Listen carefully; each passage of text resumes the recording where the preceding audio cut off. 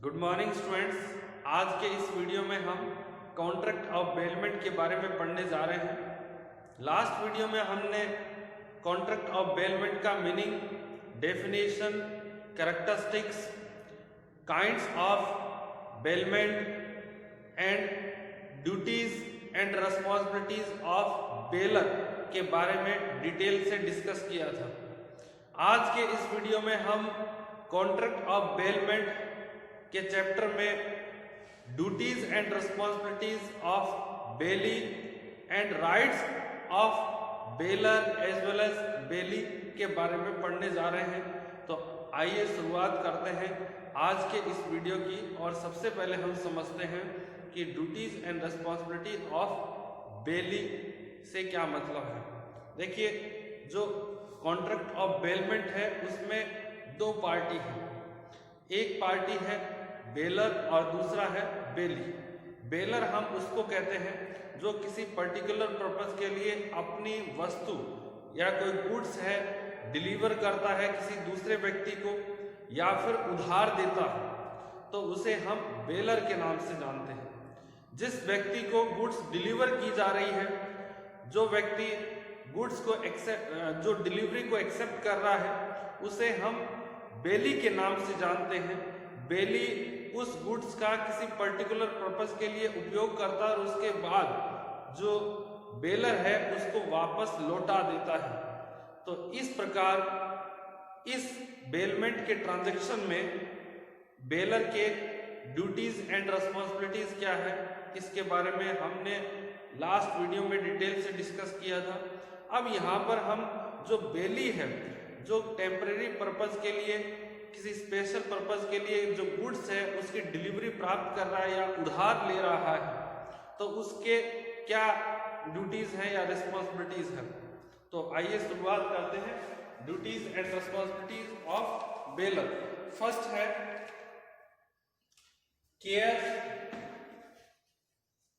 To be taken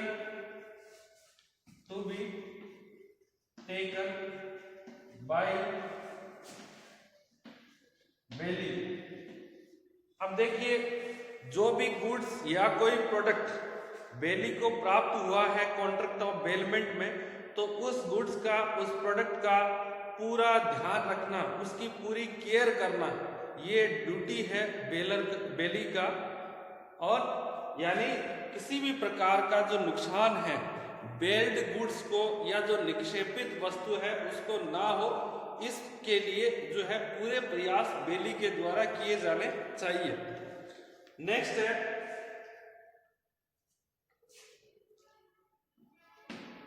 Bailey liable for making compensation. Bailee liable for making compensation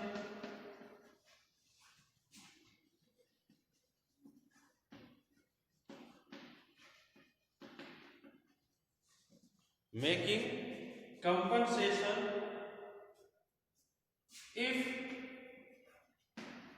due care is not taken।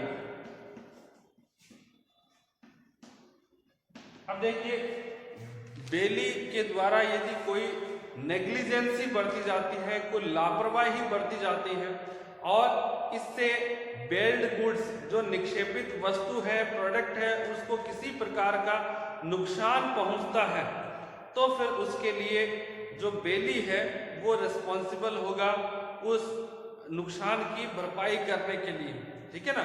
परंतु एक बात ध्यान देना है कि बेली ने कंप्लीट एफर्ट्स किए हैं बेल्ड गुड्स को प्रोटेक्ट करने के लिए। जो भी एक साधारण व्यक्ति या जो एक प्रकार से ऑर्डिनरी इंटेलेक्चुअल पर्सन के द्वारा एफर्ट्स किए जाते हैं, वो सभी एफर्ट्स यदि बेली ने किए हैं और इसके बावजूद यदि गुड्स को कोई नुकसान पहुंचा है, तो फिर बेली जो कंपनसेशन देने के लिए लायबल नहीं होगा।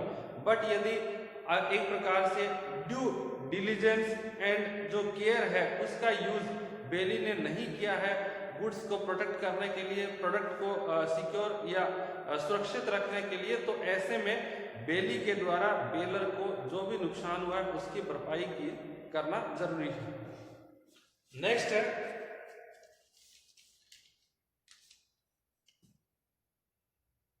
not to do any act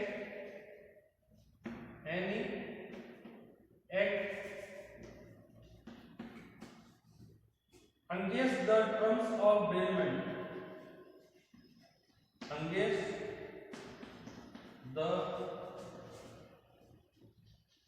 terms of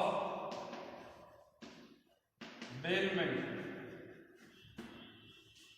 अब देखिए not to do any act against the terms of bailment, जिन कंडीशंस पर कोई गुड्स बेल्ड की गई है या किसी पर्टिकुलर कंडीशंस पर कोई वस्तु डिलीवर की गई है, उधार दी गई है, यदि उन टर्म्स एंड कंडीशंस को वायलेट किया जाता है बेली के द्वारा, तो उस केस में जो बेलर है वो कंपनसेशन की डिमांड कर सकता है या जो लॉस रिकवरी के लिए क्लेम कर सकता है बेली से। एग्जाम्पल क्या है, आपने अपनी कार आपके फ्रेंड को उधार दी है या डिलीवरी की है किसी पर्टिकुलर पर्पस के लिए। पर्पस क्या है कि आपके जो फ्रेंड है उसे किसी दूसरे शहर में जाके आना है, ठीक है ना। अब देखिए ये पर्पस है, परंतु आपका जो फ्रेंड है वो आपकी कार को कंस्ट्रक्शन का जो सामान है उसको एक प्रकार से कैरी करने के लिए करता है। कार के अंदर वो जैसे कंक्रीट है, सीमेंट है, ठीक है ना, इस प्रकार का कंस्ट्रक्शन का रॉ मटेरियल है उसको कैरी करता है, उसका ट्रांसपोर्टेशन करता है आपकी कार में। तो देखिए कार का जो यूज है वो उस पर्पस के लिए नहीं किया जा सकता है। और यदि आपका फ्रेंड इस प्रकार से जो कॉन्ट्रैक्ट ऑफ बेलमेंट को वायलेट करके जो उसमें कंडीशंस बताई गई है उनका वायलेशन करके यदि यूज करता है जो भी गुड्स का प्रोडक्ट का, तो आप जो भी लॉस हुआ है उसके लिए जो है क्लेम कर सकते हैं। तो इस प्रकार से कोई भी गुड्स है यदि बेली के द्वारा जो टर्म्स एंड कंडीशन है कॉन्ट्रैक्ट ऑफ बेलमेंट का उसके विरुद्ध जाकर, उसके अगेंस्ट जाकर कोई यूज किया जाता है गुड्स का, तो फिर वहां पर जो है बेली का रिस्पॉन्सिबल होगा यदि कोई लॉस होता है बेलर को। ओके, नेक्स्ट है fourth number duties and responsibilities. Not making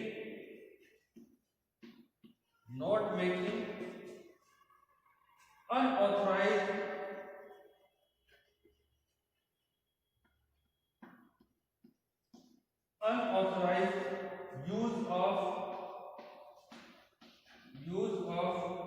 bailed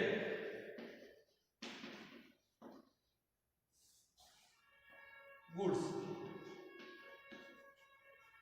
अब देखिए not making unauthorised use of bailed goods, यानी जो ऑथराइज किया गया है किसी प्रोडक्ट को यूज करने के लिए, यदि उस वे से यदि आप उस प्रोडक्ट को यूज नहीं करते हैं तो फिर यदि कोई लॉस होता है तो उस लॉस को कंपनसेट करने के लिए बेली रिस्पॉन्सिबल होगा। एग्जांपल समझिए, आपके पास एक जो ट्रांसपोर्टेशन लॉरी है, ट्रांसपोर्टेशन के लिए एक जो छोटा ट्रक आता है वो है, और उसका जो कैपेसिटी है वो है एक प्रकार से 10 टन, ठीक है ना, मैक्सिमम कैपेसिटी कि आप उसमें 10 टन यानी 10 टन तक जो वजन कैरी कर सकते हैं।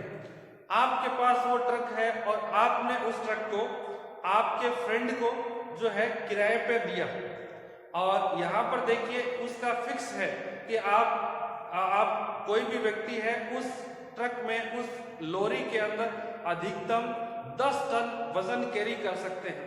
यदि आपका फ्रेंड या कोई व्यक्ति जिसको आपने वह ट्रक या जो लॉरी उधार दिया है या रेंट पर दिया है, यदि वो उस ट्रक के अंदर ज्यादा वेट है वो लोड करता है, यानी 10 टन से ज्यादा वेट 15 टन करता है लोड, तो फिर उस केस में यदि उस ट्रक को कोई लॉस होता है तो उस लॉस की भरपाई है वो बेली के द्वारा की जाती है। तो यहाँ पर ये ध्यान रखना है कि एक प्रकार से जो अनऑथराइज्ड यूज है, जितना ऑथराइज किया गया उतना यूज करना है, उससे ज्यादा यूज नहीं करना है। अब एक दूसरा भी एग्जाम्पल हो सकता है, एक आपने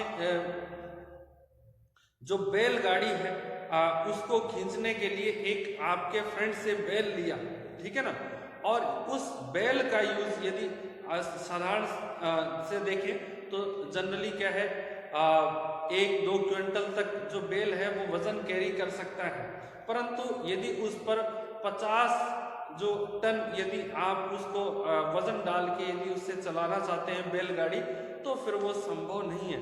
ऐसे में बैल की मृत्यु भी हो सकती है और जो भी लॉस होगा तो उस लॉस की भरपाई है वो बेली के द्वारा की जाएगी। उसके बाद नेक्स्ट है not to mix the goods, not to mix the goods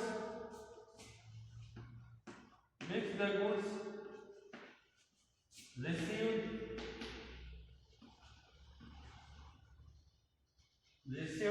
from baler, from the baler with his own goods।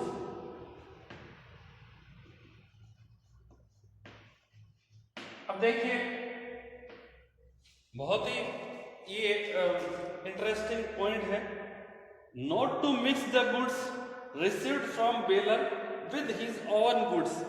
अब देखिए यदि कॉन्ट्रैक्ट ऑफ बेलमेंट में बेली को कोई वस्तु या कोई गुड्स है, प्रोडक्ट है, उसकी डिलीवरी प्राप्त हुई है या वस्तु प्राप्त हुई है बेलर से, तो उस केस में क्या है कि ये ड्यूटी है, रिस्पॉन्सिबिलिटी है बेली का कि उस गुड्स को अपने गुड्स के साथ मिक्स अप नहीं करे।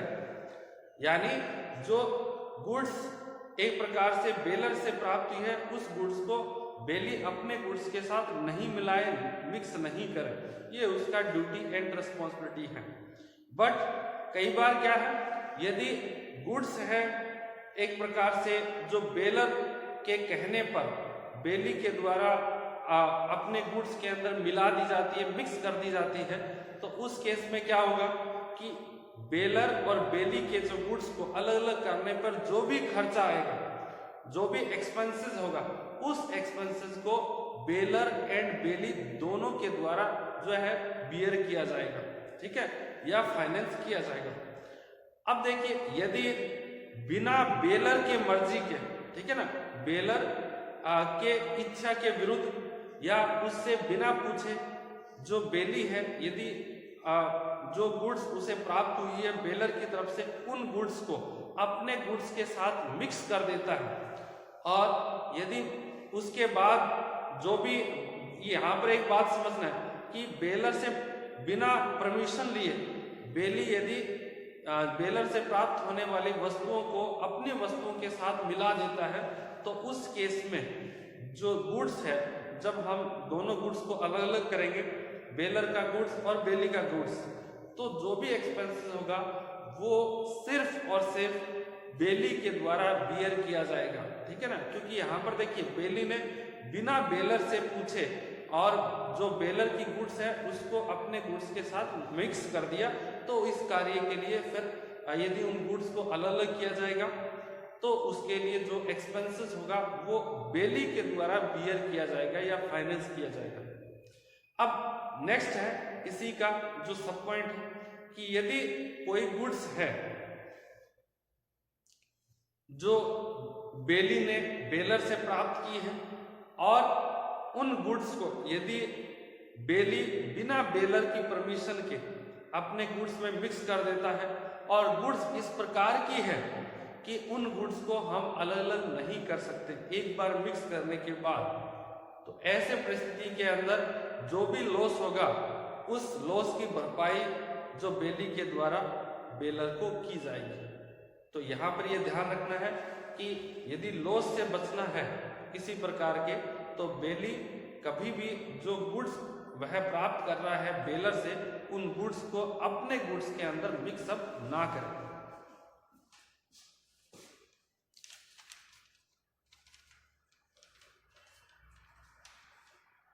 नेक्स्ट है रिटर्न ऑफ गुड्स बेल। अब देखिए, जो भी गुड्स बेली के द्वारा बेलर से प्राप्त की जाती है, वह सभी गुड्स जैसे ही पर्टिकुलर पर्पज या जिस उद्देश्य के लिए प्राप्त की जा रही है वह उद्देश्य पूरा हो जाता है, तो वह गुड्स है बेली के द्वारा जो है बेलर को लौटाई जानी जरूरी है।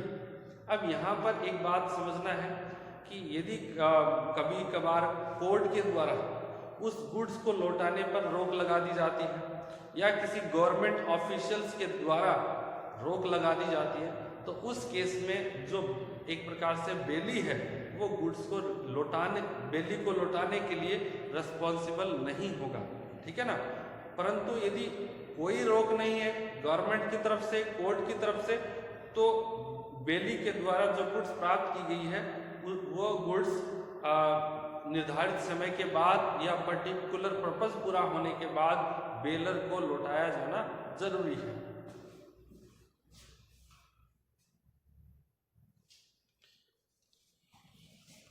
नेक्स्ट है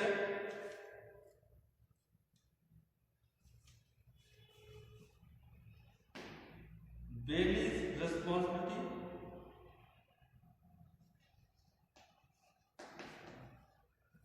बेलीज responsibility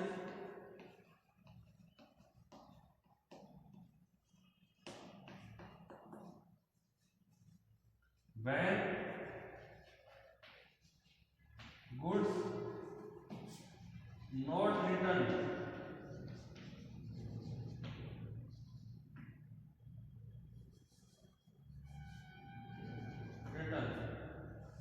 अब देखिए, यदि पर्टिकुलर पर्पस पूरा होने के बाद या निर्धारित अवधि पूरा होने के बाद बेली के द्वारा गुड्स वापस बेलर को नहीं लौटाई जाती है और इसकी वजह से बेलर को कोई नुकसान होता है या उस पर्टिकुलर गुड्स को कोई नुकसान होता है, तो उन सभी नुकसान की या लॉस की भरपाई है वो बेली के द्वारा की जाएगी।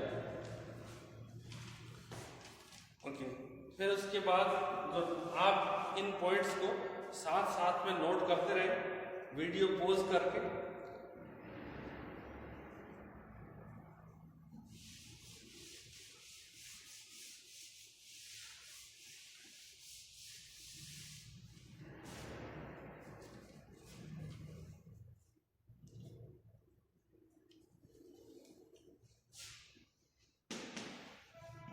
Baler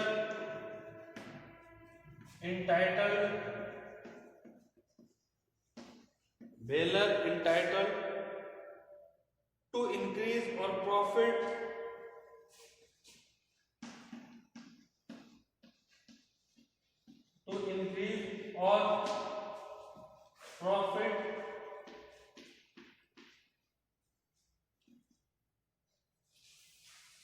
from goods bell.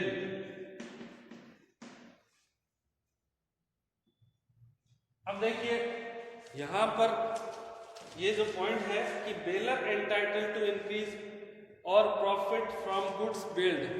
देखिए, यदि कोई गुड्स बेलर के द्वारा बेली को उधार दी जाती है, किसी पर्टिकुलर पर्पस के लिए डिलीवर की जाती है, और यदि उस गुड्स के अंदर कोई प्रॉफिट का एडिशन होता है या उस गुड्स के अंदर किसी प्रकार की कोई बढ़ोतरी होती है, वृद्धि होती है, जो इंक्रीज होता है, तो उस प्रॉफिट के लिए, उस इंक्रीज के लिए जो है बेलर एंटाइटल्ड है, यानी बेलर उस प्रॉफिट को, उस इंक्रीमेंट को प्राप्त करने का अधिकारी है। एग्जाम्पल समझिए, बहुत इंटरेस्टिंग एग्जाम्पल है। देखिए, यहाँ पर ये रमेश है और ये है अनिल।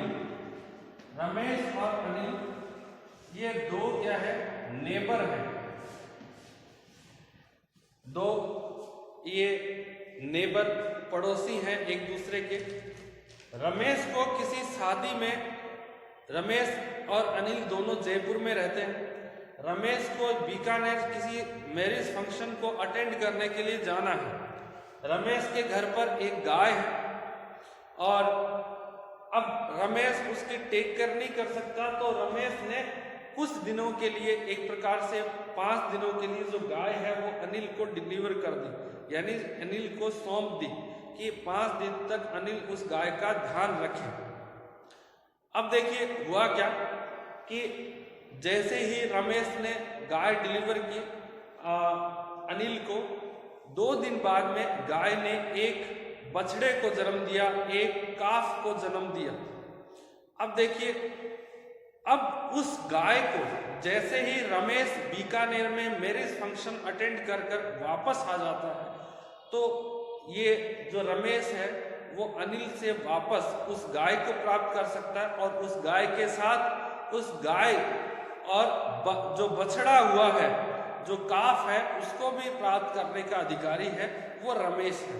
अब यहाँ पर एक बात समझना है कि जो भी एक्सपेंसेस अनिल के द्वारा किए गए हैं गाय पर, गाय के मेडिसिन पर या गाय के चारे पर, ठीक है ना, उन सभी एक्सपेंसेस को अनिल के द्वारा रमेश से प्राप्त किया जा सकता है, ठीक है ना। यानी अनिल है उन सभी खर्चों को रमेश से प्राप्त कर सकता है जो खर्चे उसने गाय के टेक केयर के लिए खर्च किए हैं। तो इस प्रकार से यदि बेल्ड गुड्स के अंदर कोई बढ़ोतरी होती है, कोई प्रॉफिट होता है, तो उस प्रॉफिट और वृद्धि के लिए बेलर एंटाइटल्ड होता है।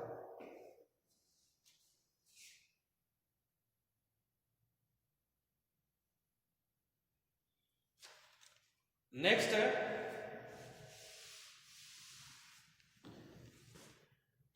Return of goods to any co owner.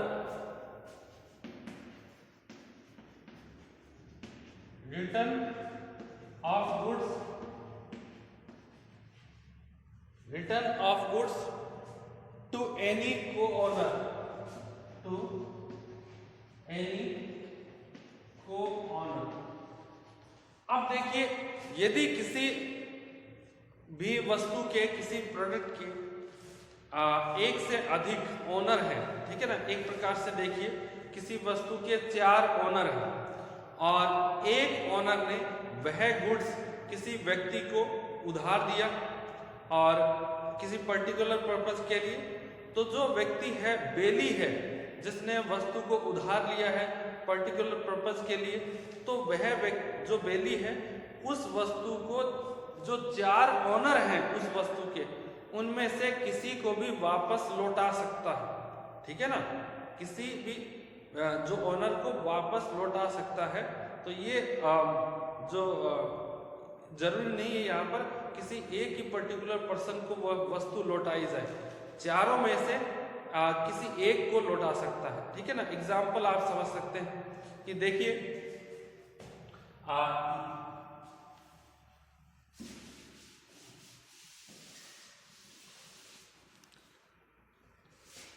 एक कार है,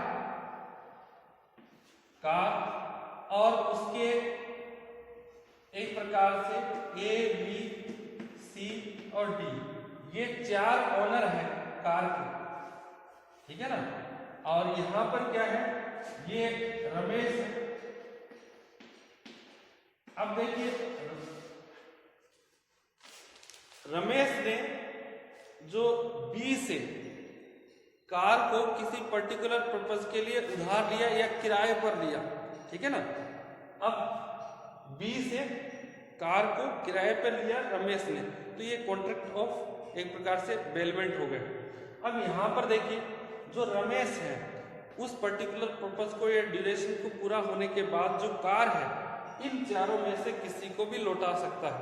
A को भी लौटा सकता है, B को भी लौटा सकता है, C को भी लौटा सकता है और D को भी लौटा सकता है, यदि कार को वापस लौटाने के संबंध में कोई निर्देश नहीं है।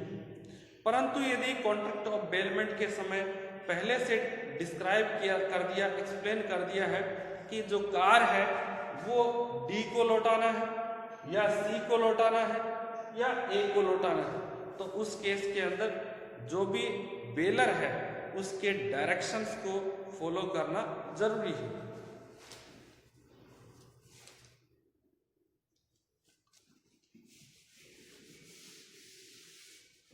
नेक्स्ट है not to establish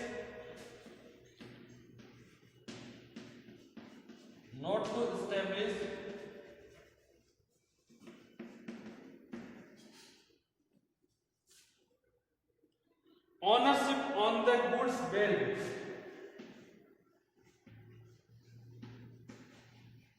Ownership on the goods belt. अब देखिए एक ड्यूटी यह भी है बेली का कि जो भी गुड्स उसने बेलर से प्राप्त की है किसी पर्टिकुलर पर्पस के लिए, तो उस गुड्स पर किसी प्रकार का जो ऑनरशिप या स्वामित्व स्थापित करने का कार्य नहीं करना है।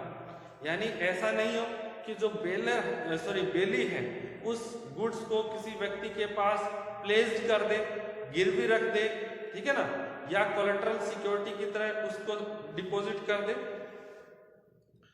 या किसी व्यक्ति को सेल कर दे या ट्रांसफर कर दे। इस प्रकार का कार्य है वो बेली के द्वारा नहीं किया जाना चाहिए।